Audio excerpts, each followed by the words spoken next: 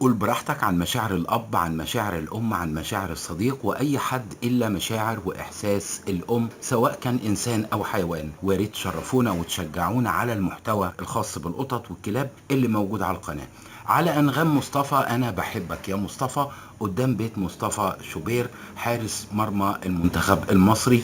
اللي قدامك ده فيديو احتفال واستقبال بالمزمار والطبلة الصعيدي، واللي بيشارك مصطفى شوبير السيدة الفاضلة والدته وأهل منطقته واصحابه. كل دول فرحتهم كوم الا فرحه وسعاده والده شوبير لابنها، الله يحفظه ويحفظها ويحفظ كل ام. قول امين بقلبك واشتراك وتعليق بايدك. حقيقه احنا خسرنا ماتش واجبرتوا العالم يا مصريين الغريب قبل القريب على احترامكم، وقد ايه شفتوا الكره العربيه والافريقيه. عايز اقول لكم ان فيديو الجون اللي اتلغى بالظلم والبهتان منتشر على وسائل التواصل الاجتماعي الاجنبيه بحجم ظلم التحكيم، وكلكم عارفين البيزنس وحجم المراهنات. ما تستغربش الفيفا بينفذ التعليمات بالحرف الواحد، حتى لو اللاعب ده واخد حرمان من ماتش لا يمكن يشارك الا حسب لجنة الفيفا انفانتينو ترامب.